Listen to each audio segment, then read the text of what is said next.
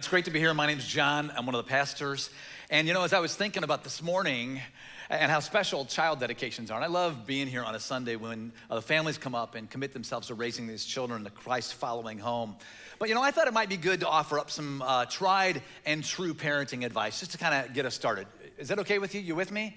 Yeah, that makes sense, doesn't it? Okay, I think you're with me. Now, this advice is especially practical for the parents in the room, but it's also, really important for any of us who have children in our lives. And so, to make sure that I could give you this morning the very best advice possible, I decided to go back to the good old days. I mean, a time, when life was simpler, less complicated, because we know, right, that's when, parenting advice was at its finest. Are you with me? You agree with me? Nod your head if you're with me. Yeah. I mean, back then, that's when it was at its best. I can't tell if you're with me or not. Okay, yeah, okay, please be with me. All right, so, I found some old parenting advice, and it was funny because where I found it was in actually some old advertising of all places, but these are some, really, really solid advice. So how about this timeless truth right here I found? I thought this would be helpful. Yeah, for a better start in life, start cola earlier.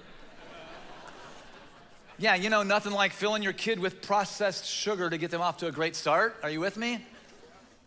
Or how about this one? I like this one. Yeah, kids need the energy candy gives. Didn't you know that? I mean, come on. I mean, that's just good common sense right there, isn't it? I can't tell you how many times I tried to convince my mom of this truth when I was growing up. All right, and then, finally, my favorite piece of parenting advice is from this one right here. Yeah, when all else fails, give your kid a beer. I mean, the ad says right there, it's good for young and old alike. So it must be true. Can you believe this is real stuff? I mean, these actually were advertisements. Whew, pretty scary, huh? Oh my goodness. But, I think we all know that this is not good advice. Please hear me again. That is not good advice. All right, don't go and say, oh, my pastor, he advocates underage drinking for my kids. No. In fact, this is crazy. So how about instead, what do you say instead we look to God for wisdom when it comes to the children we love? As Ian said, today we continue our series, Our House. And through this series, we've really been challenged to focus on our most important relationships. We're imagining our lives as sort of a house with each room representing different relationships. And last week, if you were here, we talked about the front door and how the front door represents boundaries that are so important when it comes to our relationships. And then in the dining room, those are the people that, are like family or are close to being like family, people that we spend a lot of time with, that we care about so much. And then in the bedroom, that's, the person with whom we long to experience intimacy. And then as we go to the kids' room, that's where we find the children in our life, the kids' room. And I don't think I have to convince you. I think we all would say, we long to have relationships in our lives that are fulfilling, that are full of joy and love and laughter. And so through this series, what we're trying to do is really look at God's wisdom for help in building just those kind of relationships. And so today, you can probably tell, we're talking about the kids' room. We've got the pictures on the door right here. And, the kids' room isn't just for parents. I mean, as a church, just a few moments ago, right, we all agreed, didn't we, that we were going to come alongside these families who brought these children on stage, and we're going to support them, and we're going to encourage them as they attempt and desire to raise their children in a way that they should go. And so this message is for all of us, all right? Parents, grandparents, aunts, uncles, brothers, sisters, people who have friends with kids. And so let's take a look, if we could, for a few moments this morning at the wisdom that we can find from Jesus in an encounter that he had with some of his followers and some children. Okay, as Jesus was traveling from place to place, they stopped in a city called Capernaum. Say that after me, okay, Capernaum. All right, Capernaum. And Jesus finds his closest followers in an argument among themselves as to which of them was going to be the greatest. Now, I have to believe that Jesus was probably just kind of pounding his head like this, rolling his eyes and thinking, oh my goodness, they just don't get it. How could they possibly be arguing over who among them is going to be the greatest, right? But look what happens next, all right? Follow along, if you will. Mark chapter 9. Sitting down, Jesus called the 12 and said, anyone who wants to be first must be the very last and the servant of all. He took a little child whom he placed among them. Taking the child in his arms, he said to them, whoever welcomes one of these little children in my name welcomes me. And whoever welcomes me does not welcome me, but the one who sent me. And so his closest followers, Jesus' closest followers, okay, so men that had spent weeks and months, maybe even years at this point with them, are arguing over who among them was the greatest. And Jesus, as he always did so often, turns the tables on them and says, hey, you know what? The path to greatness is to welcome a child in my name. Now, you have to understand, okay, that in Jesus' day, I mean, children were completely marginalized. I mean, they had no power, no status, and few, if any, rights at all. I mean, children were viewed as far less than important as adults. I mean, a father had so much power over his children that he could choose to actually recognize a newborn and raise it, or he could just cast it aside. I mean, just be done with it in an instant. And it's kind of hard, I think, for us to even comprehend this kind of attitude towards children, because it's not that children or that parents didn't care for their kids at the time. It's just that childhood wasn't considered an honored stage of life. Its only value was in being a training ground for adulthood. And so I love this because Jesus takes a child considered really not to be very valuable at all, puts that child in front of his disciples, and he says, hey, you want to be great? You want to know what greatness looks like? It's not about power. It's not about position. This is what it looks like right here. You welcome and make room for a child. You welcome, make room for a child in your life. That's what it means to be great. I want you to be the kind of people who welcome little ones like these. It reminds me of what Wes Stafford said in a book titled Too Small to Ignore. He wrote these words. He said, every child you encounter is a divine appointment. Think about that. Every single child you encounter is a divine appointment. So what does it look like to welcome a child? If every time we encounter a child is a divine appointment, what does it look like to welcome that child like Jesus welcomed that child? Well, I think the first way we can welcome a child is to embrace a child. And see, I love how this passage says that Jesus took that child in his arms, because it wasn't just about physical affection here. No, I mean, Jesus was making a point about the significance that children would play in his life. I mean, he was saying that children need to be a priority. They're not just an add-on, not just an interruption, not just a life enhancement. There are times, he's saying, when children are gonna absolutely need our full attention. And notice who Jesus is talking to here, okay? He's not just talking to parents. He's talking to his disciples, his followers. I mean, this is more than just parents. He's saying, hey, we all have a role to play when it comes to embracing little ones like these. In the book Sticky Faith, Kara Powell explains that it's crucial for kids to have adults other than their parents as people of influence. Did you know this? This is fascinating stuff. In fact, research shows that every kid needs 5 adults other than their parents who have a positive influence in their lives. 5 adults other than their parents who will have a positive influence in their life. Kara Powell calls this the 5-to-1 ratio. And so I'm telling you right now, you know, if you're a parent, you need to be thinking about how can I put my kids in places where they can be around 5 other adults who can have a positive influence on their life. And if you are someone who has children in your life, you need to be thinking, okay, maybe I could be one of those 5 in a child's life. I mean, how cool is that you could have that kind of influence? You know, there are a few school teachers that I remember much about growing up as a kid. That probably says something about how much I paid attention in school. But I can remember one teacher when I was in elementary school. His name was Mr. Miller. And Mr. Miller, for whatever reason, took a special interest in me and a friend of mine, and would spend extra time with us just working on projects. He didn't have to do that. I remember he even actually spent time with us outside of school. Took me and a friend of mine, and you know, my parents interviewed him. I think did like 10 background checks on him, but let us go spend a Saturday all day, and he took us like to this go-kart place. I mean, we had the best of time. And I thought it was so cool that, okay, here is a teacher, all right, an adult who is expressing interest in me as a kid, and like he doesn't have to. Very cool. You know, I think about my Aunt Jean and Uncle Guy. You know, they're still living, and just a great couple. And to this day, you know, I can still remember them coming to my kindergarten play. I mean, this is a long time ago now. I was the lion in the circus, an award-winning performance, without a doubt. I mean, they drove all the way from Iowa. I mean, it seemed like another planet to me at that time. And I thought it was so cool that, you know, other adults took an interest in me as a little kid. I mean, it just meant so much to me. But looking back now, I wouldn't have thought of them as 5-to-1. I didn't know anything about this 5-to-1 thing, of course, but I think they were some of the 5-to-1 people in my life. And why do I remember them so well? Because there was something special about another adult taking an interest in me. I think as a kid, somehow you kind of know that your parents are supposed to do that, you know what I mean? Like, okay, my parents are supposed to, but when another adult does that, it just has impact almost like times 10.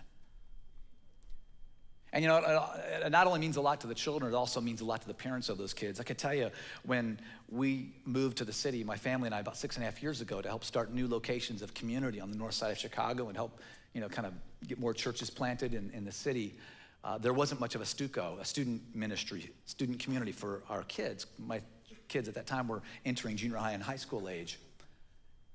But I can remember a couple of young adults, Jake and Jamie, who would come over to our house on Wednesday nights and begin to form a little student ministry there. And oftentimes that little student ministry didn't include anyone other than my own 2 kids.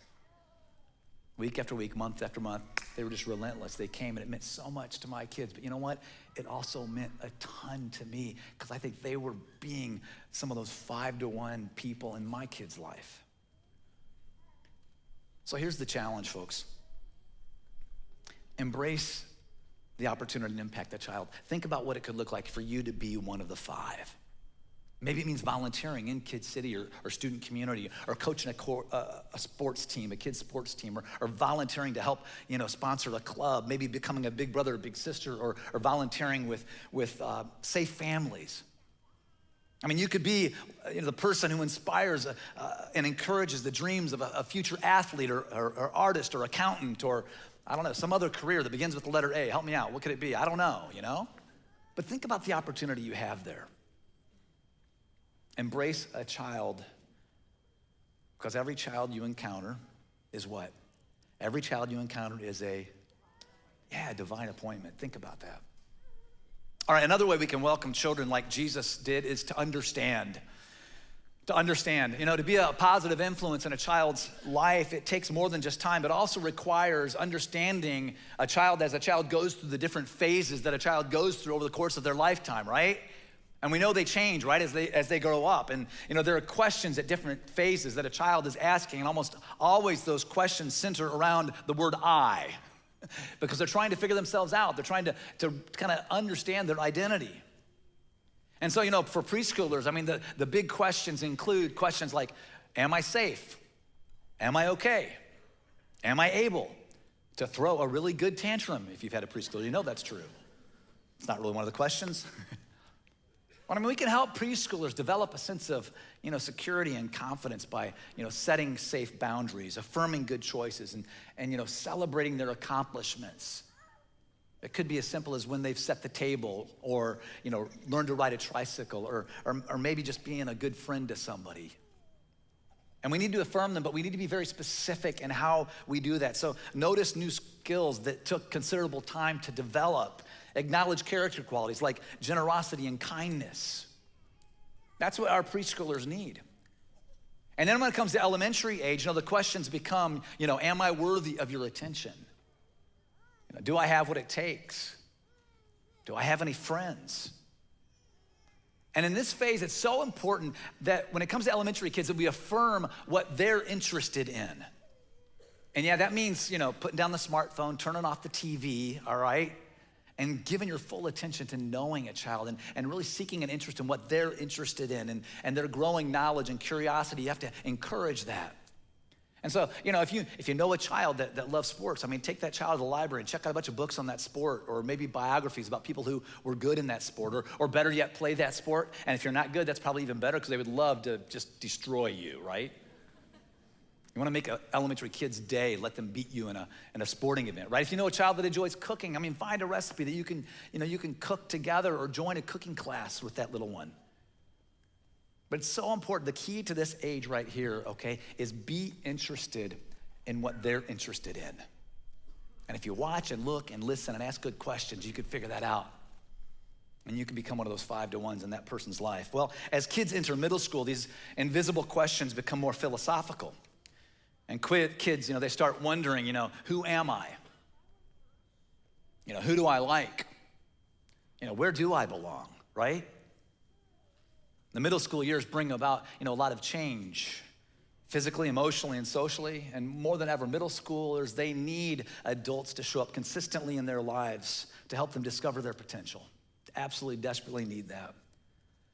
You know, for me, when I was a parent of a middle schooler, which has been, several years now, my kids are older than that, but I found that, for whatever reason, driving them in the car was a good time to connect with them, particularly my daughter. And so I would do whatever I could to try to be there and drive my daughter home from school. And I would always ask her about lunch, what she ate, who she ate with, what they talked about. And I'm sure it was annoying for her at times, but I could almost gauge how her day went based on what happened at lunch, what they talked about, who she ate with.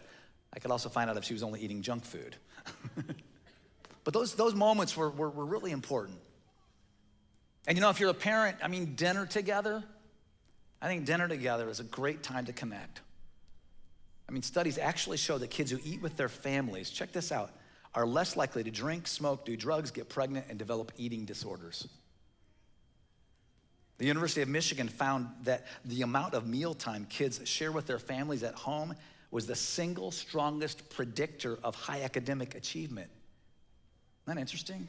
Now, if your kid's getting poor marks, don't think eating together all of a sudden is gonna make them a straight A student, okay? No, their academic challenges are likely genetic, just face it.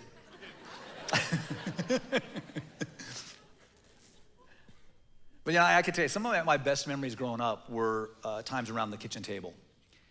My mom and dad worked pretty hard to make sure that dinner time was pretty special. And, we had to change the schedules because, my brother Dave and I and my sister, we had all sorts of activities going on, practices, rehearsals, all sorts of things going. But we tried to make sure that mealtime happened. And one of the habits we sort of developed over time was we had church on Sunday morning and on Sunday night, okay? So we'd go Sunday morning, we'd come home for a little bit, then go back on Sunday night. And then after church on Sunday night, we'd come home and just sort of develop this routine of sitting around the kitchen table and eating crackers and cheese on Sunday night and just talking. And it was just a great time. It wasn't any big hoopla or anything particularly special. It wasn't like, okay, we're gonna discuss this. It was just like, how was your weekend? What's happening in the week ahead? But I have tremendous memories of those times together. And if you're a parent, there's still opportunity here, right? Take a middle schooler out for ice cream. What could be better than that, right? Take your pastor out for ice cream, for that matter. Go to a concert, work on a project together. And then ask questions about, their interests and their friends. Affirm them when they make good choices. Yeah, look for ways to get to know a kid. Look for ways to really understand their world.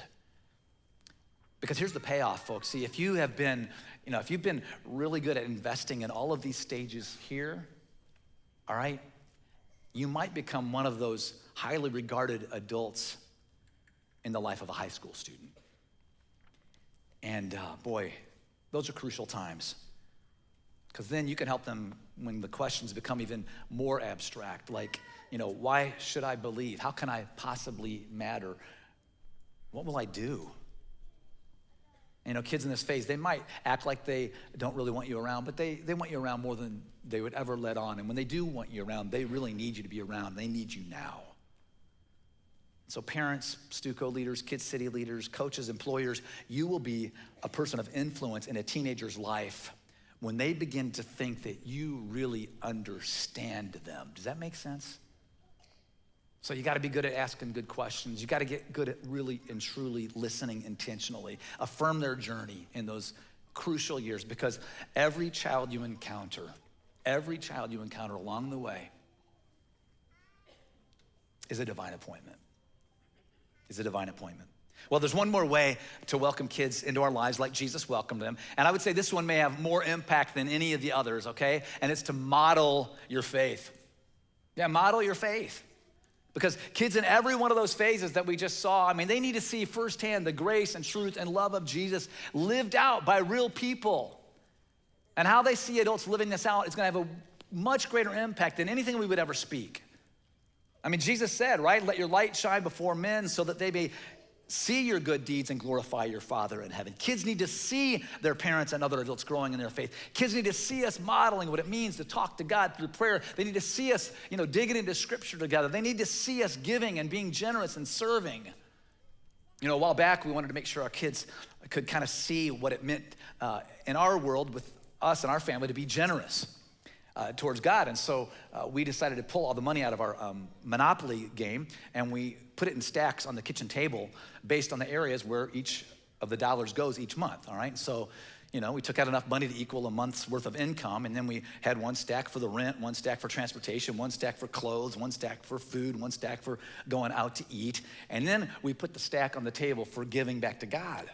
And the kids' eyes kind of got big, and they're like, wow, you give that much away? And I think what they were really saying was, now I know why I have to pay for part of my own college costs. But it was our attempt to kind of bring them into the conversation a little bit and realize, yeah, generosity is going to be something that we value, and hopefully they could see our faith lived out. And I just got to say, one of the best places for your kids to see, or any kids to see faith in action, is right here. Because when we come together here on Sundays, on the weekends, they can see us celebrating God, growing through worship and teaching. They can learn the importance of Christian community when we gather together in small groups. They have the opportunity to see us contributing and giving back to God. And one of the best ways to model your faith is to make Sunday celebration a priority. And if I could just kind of push you on this just a little bit, let me just encourage you that needs to be something that's a priority weekly, if at all possible. Because they need to see that consistency. And not only do your kids need to be here because you need to bring them here and it's for the growth of your own family spiritually, but there's other families and other kids who need to see you and your family here. Never underestimate the power of your kids seeing you live out your faith. I can tell you, one of the most powerful images I have in my mind of my own childhood is my parents gathering together in a small group. They had small groups back then too, and they would get together with other people their age and just talk about their faith, pray together. I mean, I still have it's one of those images in my mind. I can see it. I know the place where I was sitting and where they were, and I could see the light kind of shining from the kitchen into that place where they were gathered. It's a powerful image of my mom and dad living out their faith. Never underestimate the power of your kids seeing you live out your faith. Well, before we wrap this up, I want you to hear a story from someone here at Community who has been welcoming kids into Kid City, all right? Check this out.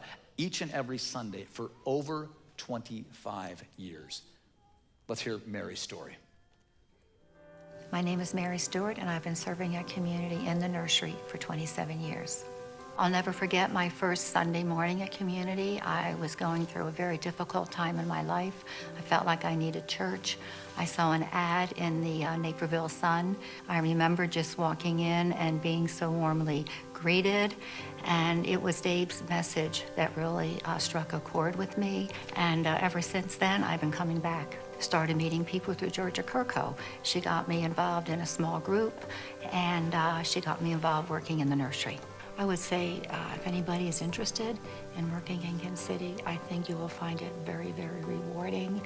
I really like seeing it when say the infants that I've had in the nursery, I see their parents serving in church. And then also you'll see as your kids get older, they begin serving. Being here with no family in the area, all my family is back east, I have a community of friends that I have met through the church, and I have been friends with these people for over 20 years, and I keep making new friends as people come and volunteer and work with me in the nursery. I think what I liked about serving in the nursery was meeting new people, just getting to know the families, and just enjoying taking care of babies and infants. What I think is just a fun little thing for me is just knowing when a mom comes in and dad with their first child, how a little bit nervous they are about leaving them, and just trying to make them feel comfortable. The environment we try to create in the nursery is just comfort for the baby. Let them know that they are in a safe place. If they need to be held, we hold them. If they like sitting on the blanket, we like to surround them with toys, and we have some nice young girls that will help out, and they'll lay on the floor and play with the babies. We do whatever it takes to make the child be happy. And I enjoy seeing the little ones coming in as an infant, and then just as they grow up through the various stages of, rolling over, able to sit alone, pulling themselves up, and then the saddest part of all is walking comfortably on their own when they leave us. It's very sad saying goodbye. to the kids. And it's nice that they graduate to Wiggle Way, which is right next door. So I like to pop over and just see how they're doing over there. Really makes me smile is when they come back and visit after, you know, they've left the nursery stage.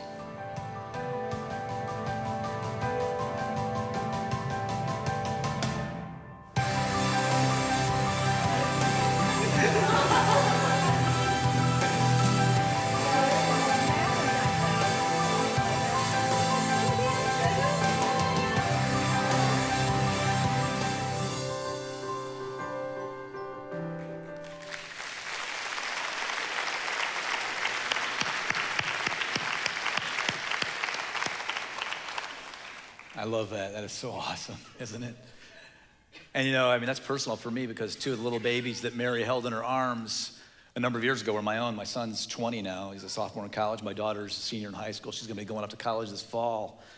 And you know, Mary welcomed them as little babies and made them know that church is a fun, safe place to be. And you know, my hope and dream is that someday as they go off and maybe start their own family or go to some other church, that you know, they'll follow Mary's footsteps and welcome other children into a faith community just like she did them. And let me just say, you know, our Kid City and our student community teams are always looking for people who want to welcome kids like Jesus welcomed kids. And so we'd love to talk to you if you'd like to help out in any way. But I want to do something that's just kind of embarrass some folks a little bit, but I think it's appropriate today that we do this. I'll tell you what, if you work with kids in any way who are not your own on a regular basis, okay, would you just stand up? If you work with kids in any way who are not your own on a regular basis, just stand up. Maybe you serve in Kid City, stay standing, yeah. Maybe you're a teacher, you coach or volunteer, maybe with like Community 412 or another non-for-profit. Maybe you've adopted or, you know, provided foster care, or maybe you're working with safe families. Let's give it up for these folks. Thank you. Thank you. Absolutely. Thank you. Thank you. I mean, just imagine if we all decided today that, you know, we're going to go out of our way to welcome a child whom God puts in our path. I mean, imagine that. I mean, can you imagine the difference we could make if we decided today, you know what, I'm gonna embrace a child, I'm gonna seek to understand that child's world, and I'm gonna model what it means to live a Christ-like life. We could change the world in a single generation. I mean, we really could. I mean, that's what's at stake. And remember, every child you encounter is a divine appointment. Let's pray. Father God, thank you for Mary. Thank you for the lives that she's touched over the years, the hundreds, maybe even thousands of people that have been directly or indirectly touched by the simple act of welcoming a child. And God, help us to do the same and learn to just embrace children, understand who they are in their world, and then just to model a Christ-like life for them. And in doing so, Lord, may we always remember that when we welcome a child, we're welcoming you. We pray this in your name. Amen.